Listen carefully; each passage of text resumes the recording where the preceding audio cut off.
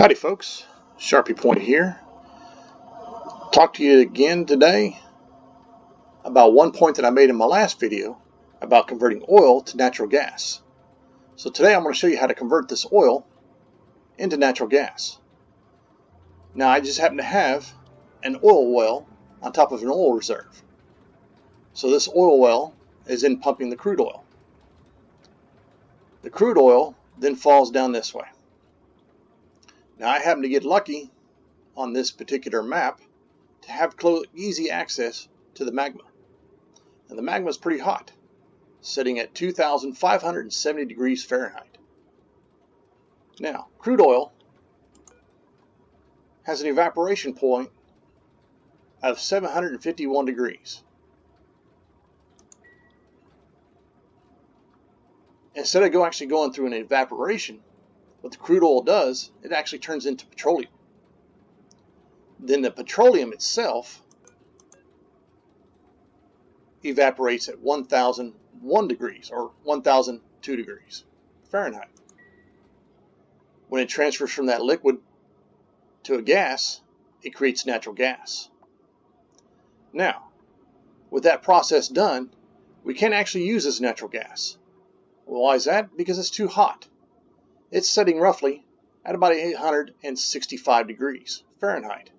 If you try to build any type of equipment in here, that equipment would be damaged by all the heat created when that process happens. So we need a way to cool off this gas and actually to be able to use it. So what I've done here is I actually created a chamber run. Now as the gas flows up this chamber, it'll begin to cool off. Well, how's it cooling off? By creating these walls on the outside, I'm using granite. Granite is a great material in which to transfer heat. So this hot gas transfers to the granite and then to the outside air. So here we have still at 845 degrees. Here we're setting at 400 degrees. So just in that small run between here and here, it's already dropped by 400 degrees. That's a huge difference. Then as it travels back up, it maintains that pretty good temperature. So when it goes from this point here to this point, it's going from 404 degrees to 345 degrees. Now, as you notice that the temperature changes quite a bit drastically when you're traveling in a horizontal position. So this here is a horizontal position. This here is a vertical position. Heat likes to rise. So as long as the heat's down here is a lot hotter, it'll continue to maintain that same temperature. But as it travels horizontally, the temperature drops. So as it keeps going up here, then it'll go up here to another section. See, down here, we're at 348. Up here at 354. So just again, heat rises. So as it travels again horizontally, you'll notice that the temperature drops off quite a bit, going from 355 degrees down to 22. So that's a huge difference. Then as it travels up here, you'll see it gets down into the negatives. So now we're at a good temperature at which we can actually use our gas pumps. Our gas pumps are no longer going to be destroyed by heat. So now we can pump this gas to another chamber. Now I'm actually have this other gas chamber here of natural gas because it's surrounded by a natural gas geyser. So it's a great way to store your gas. Now at the very top, another section of the base, I have another natural gas geyser. It's also pumping gas into here. So this gas pressure here is staying at around 20 kilograms, which is quite a bit. So as we look down this way, gas down here is at 66.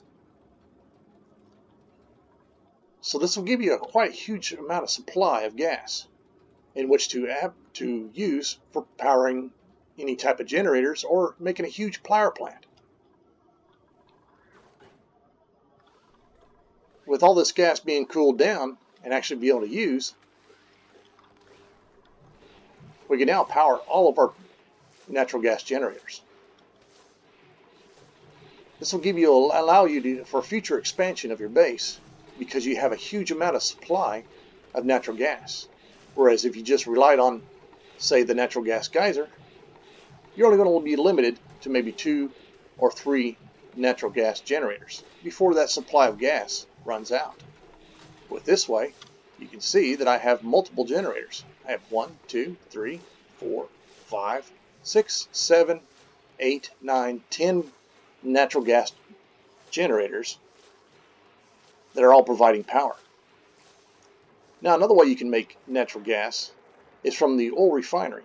It does convert a small amount of, or releases a small amount of natural gas during the process of converting crude oil to petroleum.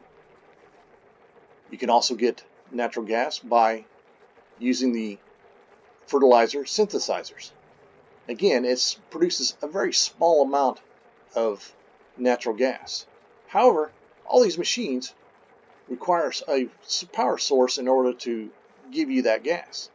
So overall, you can only have 3, 4, 5, maybe 6 of these, and still only produce a very small amount of natural gas. Whereas the process of converting crude oil to natural gas is a much easier way to do it.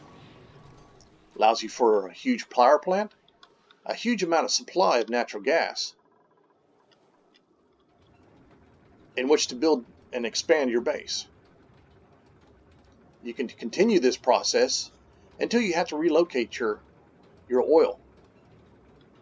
If you have to relocate your oil, go ahead and dig out some more area. You might just have to find another easy pocket in which to gain access to. Like, for instance, right here on this particular map, again, I have a lucky shot and I got a good easy way to access the magma. So I can continue my process of converting crude oil to natural gas without having to worry about it. Thank you for watching. And if you come up with any good interesting ideas on how to use oil, I would like to hear from you.